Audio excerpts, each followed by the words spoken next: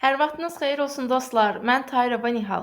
Bu gün sizlərlə Dimin test toplusundan ikinci bölmənin izahı ilə davam edirəm. Başlayaq birinci sualdan. Konfrans zalında qonaqların əyləşməsi üçün 180 stul mövcuddur. Stulların hər birini kodlaşdırmaq üçün ən azı neçə bit lazımdır? Bundan ötürü biz həmişə bu düsturdan istifadə edəcəyik. 2 üstündə n simvollu əlifbada bir simvolun kodlaşmasına n bit qədər yaddaş sahəsi ayrılır. Baxın, yadınızdan çıxartmayın ki, burada göstərilən bu n həmişə bit sayıdır. Yəni bu n başqa bir şey ola bilməz. Byte, kilobayt belə bir şey yox. Əgər nə isə qüvvətdən götürürsünüzsə, o həmişə bit yazılmalıdır yanına. Bu mütləq bir şeydir. İkincisi də, deməli, baxın mənə nə deyir? Bax, deyir ki, burada 180 dənə stul var. İndi bax, bu deyirsiniz ki, indi bu simvol üçündür da, yəni stul nə əlaqə? Hamısı bu düsturdan tapılır. Yəni, düşünün ki, əgər sizə 180 simvollu əlifbada bir simvolu nə qədər düşür desəydi, siz yenə bu düsturdan hesablamalıydınız. Deməliydiniz ki, 2 üstü n simvollu əlifbada bir simvola n bit düşür. İndi təsəvvür edin ki, onun yerinə, yəni sizə simvolun yerinə stul verib. Yəni bu sadəcə olaraq simvol sözünün əvəzinə stul sözü yazılıb. O səbəbdən də mən bilirəm ki, bunu yenə də 2 üstü n düsturu ilə işləyəcəm. İndi fikirləşirəm ki, o zaman belə çıxır ki, bu düstura əsasən mənə verilən qiyməti mən gərək 2-nin qüvvətinə gətirəm. İndi baxıram ki, 180 2-nin qüvvətinə gəlmir. Əgər hər hansısa bir şey 2-nin qüvvətinə gəlmirsə, dərhal özündən böyük olan, amma 2-nin qüvvətinə gələ bilən bir qiymət düşünməlisiniz. Özündən kiçik götürə bilməzsiniz. Özündən böyük və ilk, yəni məsələn 180-dən böyük 2-nin qüvvətinə gələ bilən sonsuz qədər qiymət var. İlk hansıdırsa mən onu götürəcəm. İndi 180-dən böyük olan və 2-nin qüvvətinə gələ bilən ilk qiymət bizdə 256-dır. O zaman mən 180-i 256 əsasına işləyəcəm. 256 nə deməkdir? 2 üstündə 8 deməkdir. Düstura görə 2 üstü n simvolu əlifbada bir simvolu n bitişir. O zaman indi bizdə nədir burada? 2 üstü 8-dir. O zaman nə deyəcəm? Bir simvoluna 8 bit düşür deyəcəm. Niyə görə özündən ancaq böyük götürməliyəm? Təsəvvür edin ki, 180 dənə stul var əlimdə, qalmışam çöldə. İndi bir yer axtarıram ki, mən bu 180 dənə stulu hara qoyum? İndi yağış yağacaq, ıslanacaq bunlar. Hara qoyum mən bunu? Bir dənə qabaqda var 128 dənə stolun sığışacağı bir məkan. Bir dənə də var 256 dənə stolun sığışacağı məkan. İndi mən nə edim? 180-i aparıb 128-ə qoysam, yarısı çöldə qalacaq. Ona görə də mən nə edirəm? Deyirəm, yarısının çöldə qalmasındansa hamısı sığışsın. Eybi yoxdur, biraz boş yer qalsa da olar. Aparıram 256 dənə stolun yerləşə biləcəyi yerə qoyuram mən bunu. O zaman da nə düşünəcəm? Həmişə 2-nin qüvvətindən böyük olan şeylər, 2-nin qüvvətinə gəlməyən şeyləri özündən bir böyük qüvvətlə əvəz edəcəm. Yəni, nə deyəcəm burada? Hər istol kodlaşdırılması üçün ən azı 8 bit informasiya lazımdır deyəcəm. Keçirəm növbəti suala. 220 müxtəlif rəngi kodlaşdırmaq üçün rəngi kodlaşdırmaq tələb olunur. Bu kodlaşdırma zamanı rəng dərinliyi nə qədər olmalıdır? Yenə eyni şeydir. Yenə, bax, istəyir rəng desin, istəyir simvol desin, istəyir stol desin, kitab desin, qələm desin. Nə deyir desin? Həmişə 2 üstündə n nöqtə n bit yer düşür deyəcəksiniz həmişə. İndi yenə baxıram ki, yenə 222-nin qüvvətinə gəlmir. 220-nin də özündən böyük olanı götürməliyəm. O da nədir bizdə? 256-dır. 256 nədir? 2 üstü 8-dir. O zaman hər dənə rəngə 8 bit düşür deyəcəm yenə. Yəni 8 bit. İndi cavablarda 8 bit verilməyibsə də mən onu 1 byte deyə bilərəm. Yəni 8 biti byte-a çevirsək 1 byte alacağıq. O zaman nə edəcəm? C variantı götürəcəm. Keçdim növbəti suala. Elektrik siqnallarının rəqəmsal şəklə çevirən qurğu hansıdır? Elektrik siqnallarını elektrik siqnalı analoqdur. Analoq qurğudur, yəni elektrik siqnalları. Çünki elektrik siqnalları kodlaşdırılmır. Elektrik siqnalları 0-1 çevrilmir. Təbii bir şeydir elektrik siqnalları. Təbii olan bir şeyə analoq deyirik. Rəqəmsal da nə deməkdir? Rəqəmsal, yəni rəqəmli deməkdir, kodlaşdırılmış deməkdir.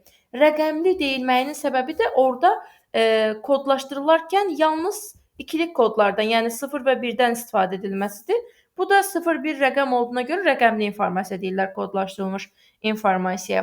Elektrik təbiidir, rəqəmsal da rəqəmsaldır. O zaman mən buna analoq rəqəmsal çevirici deyə bilərəm. Dördüncü sualda 2048 simvoldan ibarət olan informasiyanın həcmi 213 bitdir. Bu informasiyanın kodlaşdırıldığı əlifbanın gücünü tapın. Deməli, düsturumuz var. Bilirsiniz ki, sadə bir həcm düsturu var bizdə. Həcm bərabərdir simvolların sayı vurulsun n bit, yəni bir simvola düşən yer. Simvolların sayı vurulsun n bit. Bu n bit bir dənə simvola düşən yerdir. Yəni o 2 üstündən götürdüyümüz n-dir ki, gətirib burada düsturda yerinə yazırıq. İndi mənə həcmi verib. Bax, deyir ki, həcmim 2 üstü 13 bitdir. O zaman düsturda həcmi yerinə yazacağım 2 üstündə 13. Bitini də yanına yazıram ki, çevrilmə olanda mənim gözümdən qaçmasın bunlar. Bərabərdir. Simvol sayını da verib. Mənə deyir, məndə 2048 dənə simvol var. Və mən 2048-in 2 üstündə 11 olduğunu bilirəm. Vurulsun, amma kod standartını verməyib. Yəni, bu əlifbanın gücünü mənə verməyib.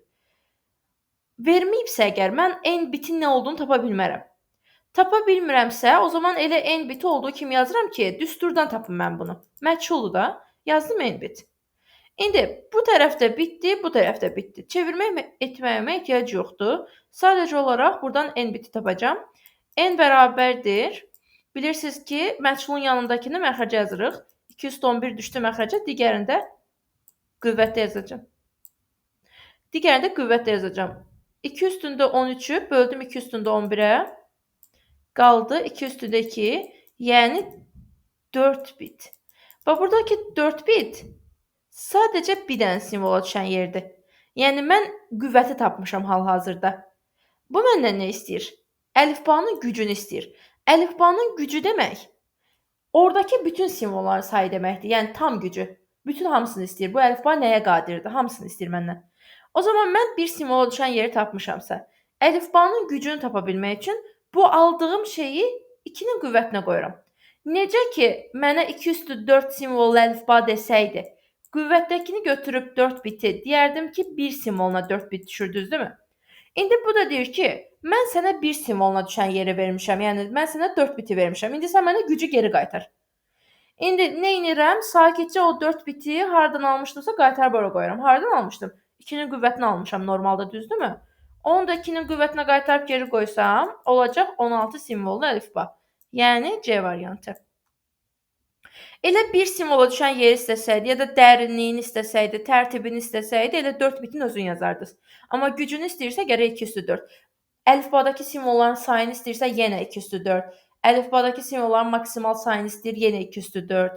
Amma bir simvola düşən yer istəyir, dərinliyini istəyir, tərtibini istəyirsə, 2 üstü 4-ə ehtiyac yoxdur. Yəni, demək elə qüvvətin özünü istəyirmiş sizdən. Yəni, onda 4 yaza bilərdiniz, əgər elə bir şey olsaydı. Sonra, qrafik təsvirin hər bir rəngi 32 bitlə kodlaşdırılır. Hər bir, bax görürsünüz, hər bir rəngə düşən yer demək, o qüvvətdəki şey deməkdir. Məsələn, 2 üstü 4-dürsə, 4 hər bir rəngə düşən yerdir, bir dənə əksinə. Hamısına yox. Mümkün olan rənglərin maksimal sayı. Bax, gördünüz, bayaq dediyim. Dedim ki, sizə bir dənəsini veribsə, maksimal sayı istəyirsə, o bir dənəni hardan almışdırsa ora qoyursunuz. Biz bir dənəni normalda hardan alırıq? 2-nin qüvvətindən alırıq, düzdürmü? İndi mənə bu yazıq bunu verib, qüvvəti verib, 32 biti. Bit bilirik axı, buradan götürülən şey həmişə bit olur. 32 biti verib, indi maksimal sayı istəyir. Maksimal sayı istəyəndə sizə verilən o bir dənə şey var, onu aparıb 2-nin qüvvətinə yazmalısınız. Nə edəcəm? Buraya yazacağım 32 və salam. Cavab oldu 2 üstündə 32. Yəni, ümumi maksimal gücü, maksimal qadir olduğu şey 2 üstü 32 imiş. Yəni, C variantı. Maksimal sayı istəyəndə qiymət böyüməlidir. Bir dənəyə düşən yer istəyirsə, qiymət kiçilməlidir. O şəkildə düşünə bilərsiniz. Keçdim növbəti suala. 128 simvollu əlifbada yazılmış olan məlumatın həcmi 350 bitdir. Bu məlumat 1024 simvollu əlifbada kodlaşdırılırsa, onda həcm nə qədər olacaq? Yenə bayaqki o sadə düsturu istifadə edəcəm. Həcm bərabərdir. Simvolların sayı vurulsun.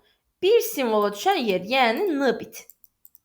İndi, buradan həcmi mənə verib. Deyir ki, 350 bitdir bunun həcmi. Deməli, 350 bit, biti yanına yazmağı unutmuram. Bit bilirsiniz ki, qısa şəkildə yazılır. Bit formasına yazılmalıdır. B tək yazılanda byte kimi qəbul edilir. Deməli, 350 bit. İndi, məlumat 1024 simvollu əlifbada kodlaşdırılsaydı, onda həcm nə qədər olardı? Üzrlü sayın, burada tənasüb qurmalıyıq biz. Deməli, məsələni tam səhv şəkildə başa düşdüm. İndi tənasüb quracağam burada sizin üçün bir dənə. Deməli, belə bir tənasüb quram. Deyirəm ki, bax, 128 simvollu əlifbada yazılsaydı əgər, bunun 350 biti olurdu. İndi belə bir şey düşünürəm. Bu 350 biti almaq üçün necə bir düstur istifadə edib bu? Bayaqki düstur düzdürmü? Yəni simvolun sayını vurub bir dənə simvola düşən yerə yekunda 350 bit alıb. İndi bir dənə bura baxın, bax fikir verin. Mənə nə verib? 128 simvollu əlifba verib, düzdürmü? Bəs bu 128 simvollu əlifbanın 128-in özünü bütövmü istifadə edirəm düsturda? Yox. Əlifba verilibdirsə, mən nə dedim? Bax, dedim ki, 2 üstündə n simvollu əlifbada 1 simvola n bit düşür. Burada mənə əlifbanı verib. Mən bu 350 biti almaq üçün əlifbanın özünü bütöv vurmuram ha. Sadəcə 1 simvoluna düşən yeri vururam. O zaman 128 simvollu əlifbada nə deməkdir 128? 207 deməkdir, düzdürmü? O zaman mən 207 simvollu əlifbada 1 simvola 7 bit verəcəmmi? 207 deməkdir də. Və mən düsturda bu 350 bit ümumi həcmi ala bilmək üçün 7 bit istifadə edəcəm, düzdürmü? Simvolun sayını 7 bitə vuracam və 350 bit alacam, düzdürmü? İndi tənasübdə ona görə mən sizə bunu izah edirəm ki, tənasübü qurarkən bir simvola düşən yer ilə qurmalısınız, bütün əlifba ilə yox. İndi tənasüb bax belədir. Deyirəm ki, bir simvola 7 bit düşəndə bunun həcmi oldu 350 bit. İndi nə deyir? İndi istəyir ki, bir simvola 7 bit düşməsin. İndi istəyir ki, 1024 simvollu əlifbadırsa, 1024 210 deməkdir axı. Bu istəyir ki, bir simvola 10 bit düşəndə nə qədər olduğunu tapım. Onda belə yazacağam. Deyəcəm, bəs görəsən, bir simvola 10 bit düşəndə ümumi həcm neçə bit olar? Buradan sadəcə olaraq hesablayacağam. X bərabərdir 10 vurulsun 350, 10, çarpaz şəkildə vururam sadəcə olaraq, bölünsün 7. 350-ni 7-yə bölsəm, burada qalacaq 50, 50-ni də ona vursam, bu olacaq informasiya həcmi ümumilikdə 500 bit. Yəni, Y variantı. Və salam. Bu qədər sadə bir düstur, sadə bir məsələ. Sadəcə bilməli olduğunuz şey odur ki, düsturlar bir simvola düşən yeri ilə hesablanırlar. Yəni, həcm bərabərdir simvol sayı vurulsun n bit, əlifba deyil oradakı. Yəni, tutub çaşıb 207-yə yox, 7 bitə vurmalısınız n bit deyəndə. Yəni, bunu bilin. Sonra növbəti suala baxıram. 128 simvollu əlifba ilə kodlaşdırılmış programming sözünün informasiya həcmi nə qədərdir? Deməli, dərhal yenə əlifbanı verib mənə görürəm ki, əgər əlifbanı veribsə, bir simvola düşən yeri tapmalıyam dərhal. Çünki düsturum necədir? Həcm bərabərdir simvol sayı vurulsun bir simvola düşən yer, yəni n bit. İndi simvol sayını mən bilirəm. Çünki burada programming sözü mənə verilib. Orada nə qədər simvol varsa, onunla hesablayacağam təbii ki. İndi sayaq bax. 1, 2, 3, 4, 5, 6, 7, 8, 9, 10, 11, 12 dənə. Səhv etmədimsə əgər. Bir də sayaq. 2, 4, 6, 8, 10, 11 dənəymiş. Deməli, 11 dənə simvol var burada. Və 128 simvollu əlifbada kodlaşdırılıb. Yəni, 128 simvollu əlifbada kodlaşdırılıbsa, bir simvoluna 7 bit düşməlidir. Çünki 128 207 deməkdir. Düsturda da n bitə vururam da. O zaman bura vuracam və bunu 7 bitə vuracam. O da bərabər olacaq 77 bit, yəni C variantı. Görürsünüz, bax, byte da verilib. Siz bilməlisiniz ki, qüvvətdən götürülən şey bit olur. Ona görə də cavab bitlə alınır, byte-dan yox. Növbəti suala baxıram. Kompüter qrafikasının tətbiq sahələrindən biri deyil. Kompüter qrafikası bugünkü günümüzdə çox müxtəlif sahələrdə tətbiq olunur həqiqətən də. Məsələn, birinci elmi qrafika. Elmi qrafika elmi tədqiqatların nəticəsini qrafik şəkildə göstərmək üçün istifadə olunur adətən.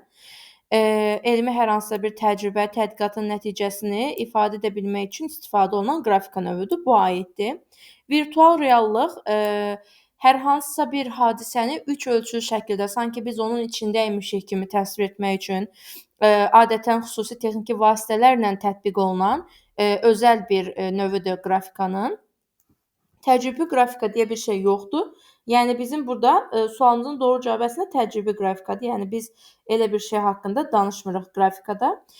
İşgüzar qrafika adətən belə deyək ki, iş yerlərində, iş sahəsində istifadə olunan qrafikadır. Məsəl üçün hesabatları, histoqramlar, hər hansısa bir pay diaqramları və sair şəklində qrafik, diaqram şəklində ifadə etmək üçün istifadə olunur işgüzar qrafika. Konstruktor qrafika isə əsasən deməli binaların və sair üç ölçülü layihələrinin hazırlanmasında belə deyək ki, hər bir var müstəvi üzərində, bir də var ki, fəza üzərində fəza fiqurları kimi göstərilmək üçün istifadə olunan qrafikadır konstruktor qrafika. Müstəvi üzərində yox da yenə dediyim kimi konstruktor qrafika əsasən üç ölçülü şəkildə göstərmək üçün istifadə olunur obyektləri. 9-cu suala baxıram. Vektor qrafikasına aid olan proqramı müəyyən edin. Yadımızda saxlayırıq ki, əgər hansısa bir sözün tərkibində paint, photo ya da picture sözləri istifadə olunubsa, o mütləq raster qrafikasına aiddir. O səbəbdən də məsəl üçün burada paint sözü var, raster qrafikasına aid olmalıdır. Bu getdi. Burada da paint sözü var, yenə bu da raster qrafikasına aiddir. Bu da getdi. Eyni şəkildə burada da foto sözü var, burada da foto sözü var. Belə çıxır ki, burada A variantı sualın doğru cavabı olacaq. Başqa necə yanaşa bilərəm suala? Deməli, biz bilirik ki, raster qrafikası təsvirlərin yaradılması üçün nəzərdə tutulan qrafika deyil. Raster qrafikası təsvirlərin redaktə edilməsi, photoshop edilməsi, rəng effektlərinin artırılıb azaldılması və s. üçün nəzərdə tutulan bir qrafika növüdür. Ona görə də boyama, ondan sonra photoshop etmək kimi sözlər onun tərkibində istifadə olunanda biz buna raster qrafikası deyirik. Vektor qrafikası isə təsvirlərin yaradılması, illüstrasiya edilməsi, əllə çəkilməsi üçün nəzərdə tutulan qrafika növüdür. Ona görə də hansısa bir sözün tərkibində draw, sonra sketch, yəni cızmaqara, daha sonra illüstrasiya etmə kimi sözlər olanda biz onu vektor qrafikasına aid götürürük. Elə o səbəbdən də illüstratoru götürdük vektor qrafikası. 10-cu suala baxıram. Hansı qrafik redaktorlara aid deyil? Deməli, pencil, stencil. Götürüblər bunu pencil sözündən belə deyək ki, uyarlama ediblər. Elə pencildə qələmdə axı nəyisə çəkmək üçün istifadə olunur. Oradan yadda saxlamaq olar ki, bu qrafik redaktorlara aiddir. Freehand, azad əl, yəni nə istəyirsən özün çəkə bilərsən şəklində ad qoymağa çalışıblar. Paint elə boyama deməkdir, baxan kimi bilinir, raster qrafikasına aiddir. Eyni şəkildə Photoshop da baxan kimi bilinir ki, bu da raster qrafikasına aiddir. Oracle isə biz bunu irəliki test izahlarımızda görəcəyik. Oracle həm şirkətin adıdır, həm də əslində Oracle ən çox verilənlər bazasını idarəetmə sistemi ilə məşhurlaşmış olan bir proqramdır, bir şirkətdir belə deyək ki, yəni verilənlər bazasını idarəetmə sistemlərinə aiddir. Oracle raster qrafikasına aid deyil. 11-ci suala baxıram. Yenə deməli raster qrafikasına aid olan proqramları buradan seçməyimi istəyir.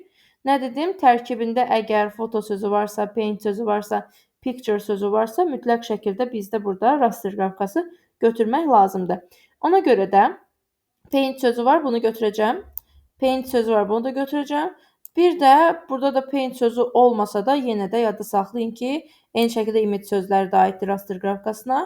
Deməli, Star Office Image raster qrafikasına aid olan bir proqramdır. Sonra keçdim növbəti suala. ASCII standartı ilə ən çox neçə simvol kodlaşdırıla bilər? ASCII standartında, ASCII əlifbasında yəni 256 dənə simvol var. Cəmi cümlətanı 256 dənə simvol var. Ona görə də sualın doğru cavabı olacaq 256. 0 ilə 255 aralığında olduğuna görə ümumilikdə 256 deyirik biz onu. Keçdim 13-cü suala. Unicode sistemində yazılmış olan student sözünün informasiya miqdarını hesablayın. Deməli, student 1, 2, 3, 4, 5, 6, 7 dənə simvoldan ibarət. Biz də bilirik ki, simvolun sayını bir simvolun tutduğu yerə vuranda biz yekunda nə qədər yer tutduğunu tapmış oluruq informasiyanın. İndi bayaqdan bəri bizə əlifbadakı simvol sayı verilirdi. Biz də 2 üstü n simvollu əlifbada bir simvola n bit düşür deyib oradan bir simvola düşən yeri tapırdıq. Burada isə simvol sayı verilməyib. Bizə kod standartının adı verilib. Bizim 2 dənə kod standartımız var, bilirsiniz ki, biri Unicode standartıdır, digəri də ASCII standartıdır. ASCII standartında 256 dənə simvol var. 256 2 üstü 8 deməkdir. Bu deməkdir ki, bir simvola 8 bit düşür. Ya da bunu bayta da çevirmək mümkündür deyə əvəzinə 1 bayt düşür də deyə bilərsiniz. Və bu əzbər bilməli olduğunuz şeydir ki, ASCII-də hər simvola 8 bit ya da 1 bayt düşür. Unicode-da isə simvol sayı 65536 qədərdir. 65536. İndi 65536 nə deməkdir? 216 deməkdir. İndi mən də bilirəm ki, 216 simvol əlifbada hər simvola 16 bit düşməlidir. 16 bit də qısaca 2 bayt deyə bilərəm deyə 2 bayt deyəcəm mən buna. Və bugündən sonra əzbər yadımda saxlayacağam ki, ASCII-də hər simvola 1 bayt düşür, Unicode-da hər simvola 2 bayt düşür. İndi burada da məndə cavabları əsasən bayt, yəni baytla ala, olmasa bitə çevirərik cavablarda. Deməli, hər simvola 2 bayt düşür. Ümumi 7 dənə simvol var. O zaman 7-ni vuracam 2-yə, olacaq 14 bayt. Variantlarda isə 14 bayt olmadığı üçün baytı bitə çevirin. Və mən bilirəm ki, baytı bitə çevirəndə vurmaq lazımdır bunu 8-ə. Baytla bitin arasındakı məsafə 8 olduğuna görə baytdan bitə keçəndə məndə olan qiyməti 8-ə vururam. 14-ü də 8-ə vursam 112 bit cavabını əldə edəcəm. Yəni C variantı sualımızın doğru cavabı olmuş olacaq. 14-cü suala baxırıq. 3w.dim.gov.az ifadəsi neçə bayt informasiya saxlayır ASCII standartında? Birincisi yadınızda saxlayın ki, sizə kod standartı haqqında heç bir məlumat vermədən yaddaşda tutduğu yeri soruşarsa əgər, yəni nə əlifbadakı simvol sayını vermir, nə kod standartının adını vermirsə, siz avtomatik ASCII götürmək hüququna sahibsiniz. İndi burada verib düz ASCII yazıb, amma heç nə verməsəydi yenə də ASCII götürəcəkdiniz. İndi təbii ki də yenə həcm bərabərdir, simvol sayı vurulsun kod standartı düsturuna görə. Nə edəcəm? Buradakı simvolların sayını tapacağam. İndi 1, 2, 3, nöqtə var burada, nöqtəni sayıram 4, 5, 6, 7, yenə bir dənə nöqtə 8, 9, 10, 11, 12, 13, 14. 14 dənə simvol var. Dırnaqlardan başqa hər şey sayılır. Dırnaqlar adətən lazımi sözü bildirmək üçün yazıldıqlarına görə adətən dırnaqları saymırıq. İndi 14 dənə simvol tapdım. 14 vurulsun. Bir simvola düşən yer ASCII-də 1 bayt qədərdir. 1 bayt. Burada da cavabı məndən baytla istəyirdi. Elə rahatca 1 bayt yazıram. Bitə falan çevirməyimə ehtiyac yoxdur. 14-ü də 1-ə vuranda yekunda cavabı 14 bayt əldə edəcəm. Yəni A variantı. 15-ci suala baxıram. Deməli, 224 sayda müxtəlif rənglə kodlaşdırılmış qrafik təsvirin hər bir pikselinə ayrılan bitlərin miqdarı nə qədərdir? Çox rahat, elə özü sənə verib də onsuz da 2-nin qüvvətində. İndi mən də bilirəm ki, 2 üstündə n rəngli palitra üçün bir rəngə n bit düşməlidir, düzdürmü? Yenə deyirəm, o 2 üstündə n bit məsələsi hamı üçün keçərlidir. Rəng sayı, simvol sayı və s. hamısı üçün. İndi burada da bayaqdan simvol sayı verirdi, indi rəng sayı verib, canı sağ olsun. 2 üstündə 24 rəngli palitrada bir rəngə düşməlidir 24 bit. Yəni D variantı olmalıdır cavabı. Kod uzunluğu 3 elementdən ibarətdir. Dərhal 3 dənə kod üçün yer ayırıram. Elementlərin hər biri cəmi 2 müxtəlif vəziyyətdə ola bilər. Maksimum neçə işarə kodlaşdırıla bilər? Deməli, 3 dənə kod, 3 simvoldan ibarət kodum var. Məsələn, tutam ki, telefonuma şifrə qoyacam, şifrəni ana qoyuram məsəl üçün. İndi bu da mənə deyir ki, mənim əlimdə bir kod var, uzunluğu 3 dənə elementdir. Ona görə 3 element üçün yer qoyuram. Və mənə deyir ki, hər bir element 2 haldan birində ola bilər. Yəni, məsəl üçün, tutalım ki, burada 1 ya da 0 ikisindən biri ola bilər. Burada da 1 ya da 0 ikisindən biri ola bilər. Burada da 1 ya da 0 ikisindən sadəcə biri ola bilər. Amma indi mən bilmirəm da ki, bu adam 1-i qoyub, 0-ı qoyub, nəyi qoyub onu bilmirəm. Sadəcə mənə deyir ki, 2 müxtəlif vəziyyət ola bilər. O zaman mən deyirəm ki, bu adam burada da 2 dənə koddan birini istifadə etmiş ola bilər. Burada da yenə 2 dənə koddan birini istifadə etmiş ola bilər. Burada da yenə 2 dənə koddan sadəcə birini istifadə etmiş ola bilər. Yəni, tək-tək ehtimalları yazıram və yekunda bunların hasilini tapıram. Ayrı-ayrı ehtimalların hasili yekunda mənə ümumi ehtimalı verəcək. Ona görə də 2 vur 2 vur 2. Yəni ümumilikdə 2-nin üstündə 3, yəni 8 qədər müxtəlif kod yazmış ola bilər bu adam. Yəni bu adamın yaza biləcəyi kodların müxtəlif sayları ümumilikdə 8-ə bərabərdir. Sonra keçdim yenə növbəti bu tipli başqa bir suala. Deməli, 17-ci suala. Kod uzunluğu 3 elementdən ibarətdir. Yenə dərhal 3 dənə element üçün yer ayırıram. Elementlərin hər biri bu səfər 5 müxtəlif vəziyyətdə ola bilər deyir. 5 müxtəlif vəziyyətdə ola bilər. Məsəl üçün, tutam ki, 1-dən 5-ə qədər adam kod istifadə edib. Burada da adam 1-dən 5-ə qədər istədiyi hər hansı bir şey istifadə edə bilər. Yenə həmçinin burada da 1-dən 5-ə qədər istədiyi hər hansı bir şey istifadə edə bilər. Burada da. Yəni mən ona qarışa bilmirəm. Deyə bilmirəm ki, bax görürsüz nə deyir? 5 müxtəlif vəziyyət ola bilər deyir. İndi maksimum neçə dənə işarə kodlaşdıra bilər? Mənə demir ki, məsəl üçün, əgər birincidə 1-i istifadə etmirsənsə, ikincidə qətiyyən o 1-i istifadə eləmə, elə bir şey demir mənə. Yəni nə istəyirsən? İstəyirsən 1-dən 5-ə qədər kodlar da, istəyirsən belə yaz. 1, 1, 1. İstəyirsən belə yaz. 1, 2, 3. İstəyirsən 2, 3, 5 yaz. Amma sənin 5 müxtəlif halın var, düzdürmü? O zaman nə edəcəm? Ayrı-ayrı ehtimallar. Burada da 5 dənə ehtimalım var. Burada da 5 dənə ehtimalım var. Burada da 5 dənə ehtimalım var. Ayrı-ayrı ehtimalların ümumi hasili mənə yekun ehtimalı verir. Ona görə nə edirəm? 5 vur 5 vur 5, yəni 5 üstündə 3 deməkdir, bilirsiniz ki, o da bizdə eləyəcək 125. Yəni Y variantı. Daha sonra keçdim növbəti suallar. Rəng dərinliyi 3 bit olarsa, palitrada olan rənglərin maksimal sayı neçə olar deyə bizdən soruşulur. Bax, rəng dərinliyini verib. Görürsüz 3 bit. 3 bit. Yəni 3 bit veribsə nəyi başa düşürəm mən buradan? Mənə qüvvətini verib. Qüvvətini verib. Nə istəyir? Palitranın sayını istəyir. Yəni düstur belə deyildimi? 2 üstündə n bit deyildimi düsturum? Bax, mənə bu n biti verib, bunu soruşur. İndi burada 3 biti veribdirsə, mən zaten bunu hardan götürmüşdüm? 2-nin qüvvətinə götürmüşdüm da, düzdürmü? Aparım sakitcə onun yerinə qoyum da. Bax, 2 üstü 3 qədər. Yəni 8 oldu əlifbam. Yəni palitram. Yəni belə düşünün də.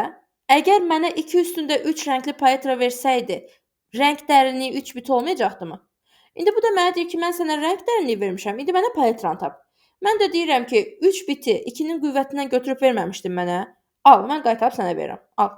Oldu 8. Palitram oldu 8.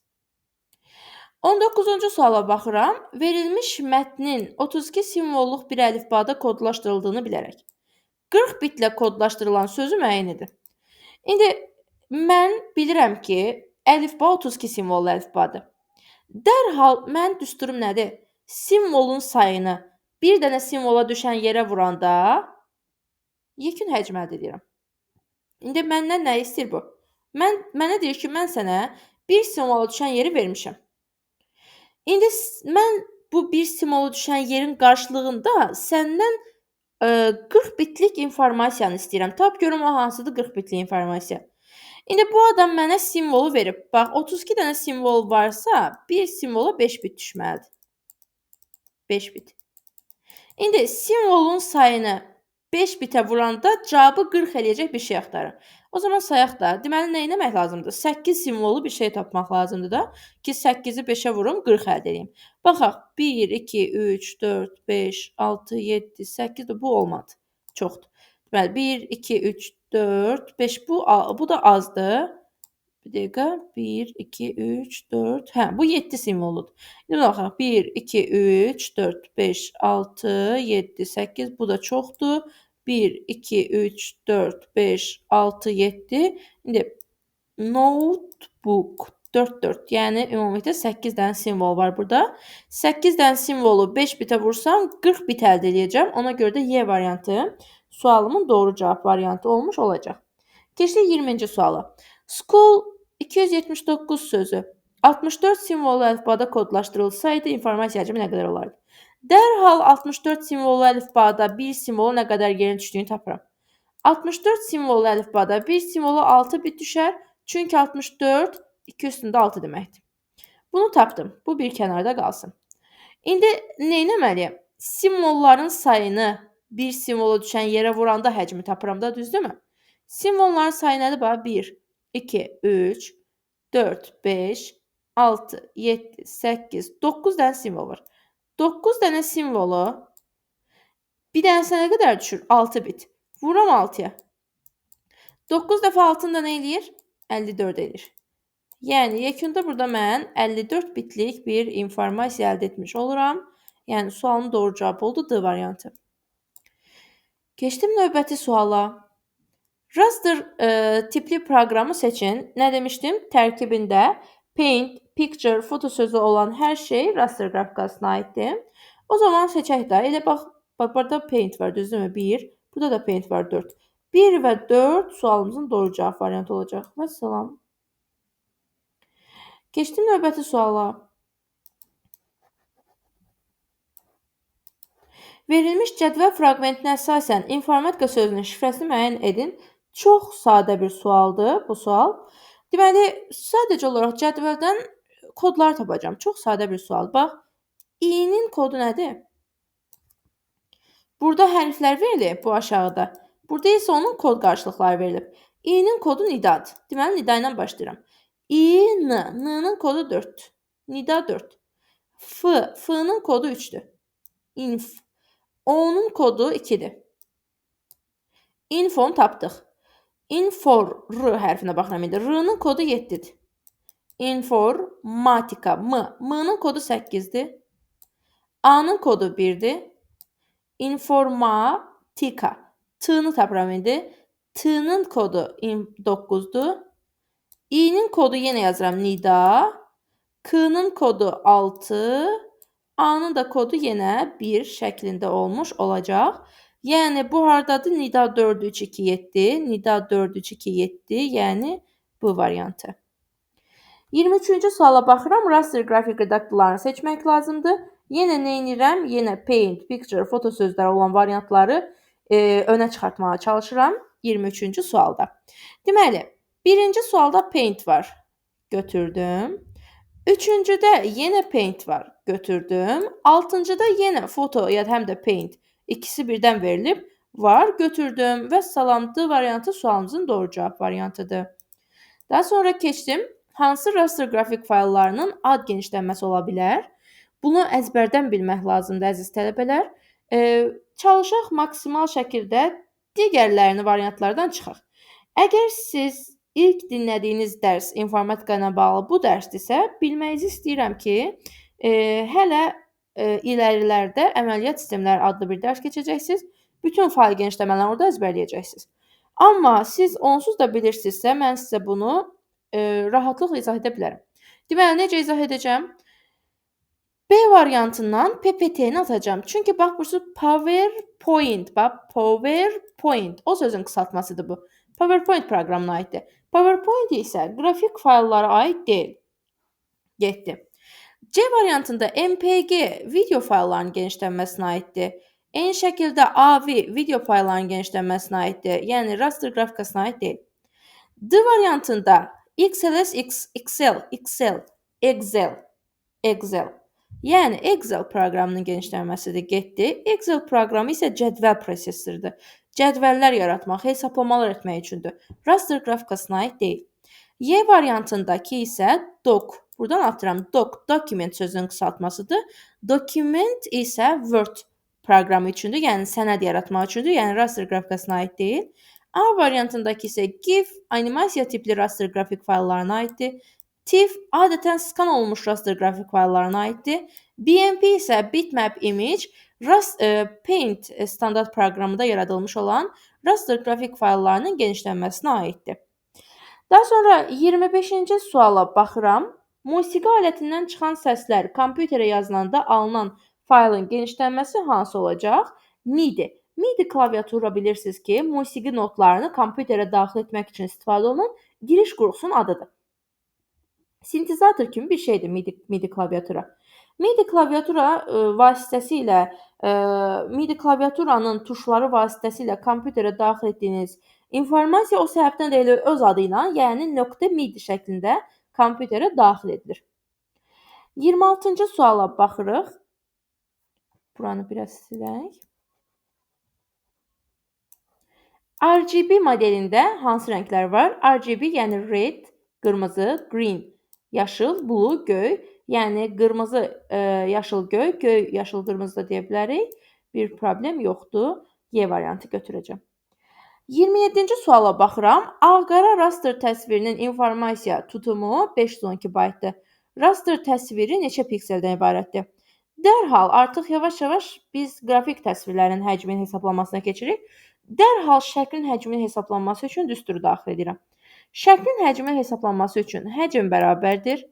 Şəklin enindəki piksellər vurulsun şəklin uzundakı piksellər, vurulsun bir dənə pikselin yaddaşda tutduğu yer düsturundan istifadə edəcəm. Niyə görə belə bir düstur? Şəkillər adətən kvadrat ya da düzbucaqlı formada ola bilirsiniz ki, və içi də boş olmur. Yəni içi də piksellərdən ibarət olar. Yəni hər bir şəkil çoxlu-çoxlu, xırda-xırda piksellərdən ibarətdir. İndi düşünün ki, içi dolu bir düzbucaqlının sahəsini tapırsınız. Yəni o zaman nə edərəm? Düzbucaqlının enindəki pikselləri vuraram düzbucaqlının uzundakı piksellərə. Onu da vuraram içəridəki bir dənə pikselin tutduğu yaddaş sahəsinə. Ona görə mən A vur, B vur, N bit düsturundan istifadə edirəm.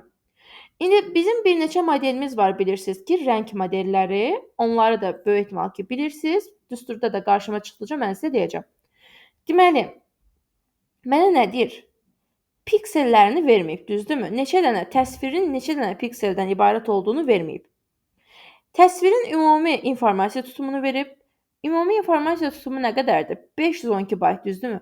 512 də, yəni bunun həcmidir, düzdür? O da 209 deməkdir. 209 bayt bərabərdir. Təsvirin enini verməyib, uzunluğunu verməyib. Yəni burada neçə piksel olduğunu mənə verməyib. Nə enini, nə uzunluğunu. Ona görə də ümumilikdə buranı belə x götürəcəm. Bilmirəm də nə qədər pikseli varsa. Vuracam bir pikselə düşən yerə. İndi mənə ağ-qara raster təsvir veribsə, yadımda saxlamalıyam, ağ-qara monoxrom deməkdəndir. Ağ-qara cəmi cümlətanı 2 dənə rəng var. Biri ağdır, biri qara. 2 dənə rəng var, yəni belə deyək də, palitrası 2 rəngdən ibarətdir. İndi 2 rəngli palitrada hər rəngə neçə bit düşməlidir? Dərhal yenə 2 üstü n düsturundan istifadə edirəm. 2-ni 2-nin qüvvəti şəklində ifadə etsəm, 2 üstü 1 şəklində ifadə edirəm. 2 üstündə 1 rəngli palitrada hər rəngə 1 bit düşür. Yəni bunu əzbərdən yadda saxlayın ki, ağ-qara təsvirlərdə hər rəng 1 bit kimi götürülür. Ona görə buranı vuracam 1 bitə. İndi bir tərəf baytdır, bir tərəf bitdir. Olmaz. O səbəbdən mən buradakı baytı bitə çevirəcəm. 2 üstündə 9 baytı bitə çevirmək üçün 8-ə vurmaq lazımdır. 2 üstündə 9-u 8-ə, yəni 2 üstündə 3-ə vurmaq lazımdır. O da nə edir? 2 üstündə 12 edir. 2 üstündə 12 də nə deməkdir? 4096 bit deməkdir. İndi avtomatik onsuz da x bərabərdir 4096 bit alınır. Yəni D variantı. Keçirəm. Yəni bunu yəqin ki, izaha ehtiyac yoxdur deyə düşünürəm. Yəni buradan x-i tapanda onsuz da heç nəyi bölməyəcəm də. Yəni sadəcə cavab 4096 ilə 4096 kimi alınacaq. Yəni çünki onsuz da 1 bit var orada. 1-ə böləndə heç bir nəticə dəyişmir. Ona görə də birbaşa 4096 yazdıq. Keçdim növbəti suala. Qrafik təsvir 4096 rəng çalarına malikdir. Bu təsvirdəki rənglərin sayı 256 dəfə azaltsa, qrafik təsvirin həcmi nə qədər azalar? Baxın, qrafik təsvirin həcmini tapanda mən hansı düsturdan istifadə etdim? Şəklin eni, vurulsun şəklin uzunluğu, vurulsun bir pikselə düşən yer. Baxın ha, bir dənə pikselə düşən yer. Ümumiyyətlə bütün əlifbanı, bütün palitranı vurmadım ki mən ora. Sadəcə bir dənəsinə düşən yeri vurdum. Yəni məsələn, palitram 256-dırsa, düsturda mən 8 bit istifadə edəcəm. Yəni sadəcə qüvvətini. Palitram 1024-dürsə, şəklin həcmini taparkən 1024-də vurmayacam onu. Sadəcə 10 bitə. Yəni 2 üstündə 10 rəngli palitrada bir rəngə 10 bit düşür. Yəni təsvirin həcminə təsir edən şey tərtibdir. 2-nin qüvvətidir. Özü yox, bütöv yox. O səbəbdən də təsvirin həcminə təsir göstərənlərlə işləməliyəm mən bunu. İndi nə deyirəm? Qrafik təsvirdə 4096 dənə rəng var idi. İndi əvvəl nə qədər olub? Əvvəl 4096 olanda 4096 212 deməkdir axı. Bir rənginə 12 bit düşürmüş. 12 bit. İndi bu qalsın bir kənarda. Sonra deyir ki, bax bu 4096 dənə rəng çalarını 256 dəfə azaldırlar. Azaldaq görək nə qədər qalır? 4096-nın 212-dir. 256 da 2 üstündə 8-dir. 200 bunlar bilirsiniz ki, bölmə zamanı qüvvətlər çıxılır. Qalır burada 2 üstü 4. Yəni əvvəlki rəng çalarları 4096 idi. Bunu 256 dəfə azaltdılar, qaldı cəmi 16 dənə rəng. 2 üstündə 4 dənə rəng qaldı. Belə deyək də, sonradan qalan rəng bu qədərdir, 2 üstü 4 qədərdir. Bəs 2 üstü 4 rəngli palitrada bir rəngə nə qədər düşür? Orada da 4 bit düşür. İndi bax mən bununla işləməliyəm. Bax bura ilə yox ha. Bura ilə bax 2 üstü 4096 ilə 16 ilə işləmirəm məsələn. 12 bit və 4 bitlə işləyirəm. Çünki həcmi almağıma kömək edən şeylər bunlardır, o birislər yox. İndi əvvəl əlimdə 100 dənə piksel var idi. Bunu vurmuşdum 12 bitə. Olmuşdu 1200 dənə 1200 bit. Sonra əlimdəki 100 dənə pikseli bu səfər 4 bitə vurdum. Bax görürsünüzmü ki, həcmə təsir göstərən sadəcə bunlardır. İndi bu mənə deyir ki, 12 bit olan ilə 4 bit olan arasındakı fərq nə qədərdir? Heç nə, sadəcə mən bu 12-ni 4-ə böləcəm, görüm nə qədər azalma var. 12-ni 4-ə böləndə 3 düşür. Beləliklə 3 dəfə azalma var burada sadəcə olaraq. Unutmayın, sadəcə və sadəcə qüvvətlərlə işləməlisiniz bu məsələləri. Çaşıb palitranı palitraya bölmürsünüz, qüvvəti qüvvətə bölürsünüz. Keçdim növbəti suala, 29-cu suala. 3 səhifədən ibarət olan informasiyanın həcmi 2600 baytdır. Hər səhifədəki informasiyanın həcmi özündən sonra gələn səhifədəki informasiya həcmindən 3 dəfə daha azdır. İkinci və üçüncü səhifədə neçə dənə simvol var? Bunu tapmaq lazımdır. İndi diqqətlə baxaq. Ümumilikdə 3 dənə səhifə var. Və ümumi bu 3 dənə səhifəni cəmləyəndə bizə 2600 bayt verir. Hər səhifədə olan informasiyanın həcmi özündən sonra gələn səhifədəkindən 3 dəfə daha azdır. O zaman belə götürə bilərəmmi? Biri x-dırsa, o birisi 3x-dır, o birisi də 9x-dır. Həqiqətən də hər səhifə özündən əvvəlkindən 3 dəfə daha çoxdur və yaxud da 3 dəfə daha azdırmı? Bax fikir versiniz də x, 3x, 9x. Hamısının arasında 3 dəfə fərq var həqiqətən də. Və yekunda bunların hamısını cəmləyəndə mənə verib 2600 baytı. İndi 1x, 3x, 9x. Nə eləyir bu? 13. 13x bərabərdir 2600. X da bərabərdir 2600-ü böləcəm 13-ə. O da eləyəcək 20. İndi nə edirəm? Üzr istəyirəm, 20 yox, 200. 200. İndi nə edəcəm? Bax, mən nəyi tapdım? Mən sadəcə olaraq bir dənə səhifədəki informasiya həcmini tapdım, düzdürmü? Bir dənə səhifədəki informasiya həcmini tapmışam. Özü söhbət Unicode standartından gedir. İndi nə edəcəm? Mən informasiya həcmini tapmışam hələ ki, səhifə simvol sayını tapmamışam. İndi belə bir şey eləyəcəm. Simvol sayı həcm bərabərdir. Simvol sayı vurulsun kod standartı deyil, yəni n-bit deyil. Ya da n-bit bu səfər Unicode deyir deyə byte götürək bunu. İndi həcmi tapmışam mı? Bax, həcm 200-dür.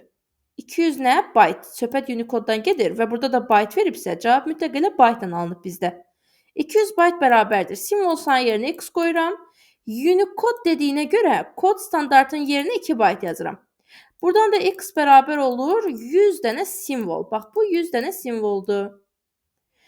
İndi nə istəyir bu məndən? İkinci və üçüncü səhifəni istəyir. İkinci və üçüncü səhifə. Məndə bir dənə səhifədəki simvol sayım 100 deyil. O zaman ikinci səhifədəki simvol sayım 300, o birisi səhifədəki, üçüncü səhifədəki simvol sayım isə 900 olmalıdır. Yəni mənim x-ım 100-dürsə əgər, 3x-ım 300 olmalıdır, 9x-ım da 900 olmalıdır. Yəni sualımızın doğru cavabı olacaq bu variantı. Unutmayın ha, baxın siz burada aldığınız bu həcmdir. Sizdə demir ki, ikinci və üçüncü səhifədəki həcmi tap. Sizə deyir simvol tap. Elə o səbəbdən də mən həcmi tapdım. Tapandan sonra həcm bərabərdir. Simvolun sayı vurulsun bir simvola düşən yer düsturundan istifadə edərək simvol tapdım. Tapdığım simvol x-a məxsusuydu. Bu da məndən 3x-la 9x istəyirdi deyə aldığım cavabı həm 3-ə vurdum, həm 9-a vurdum. Ona görə də B variantını əldə etmiş oldum.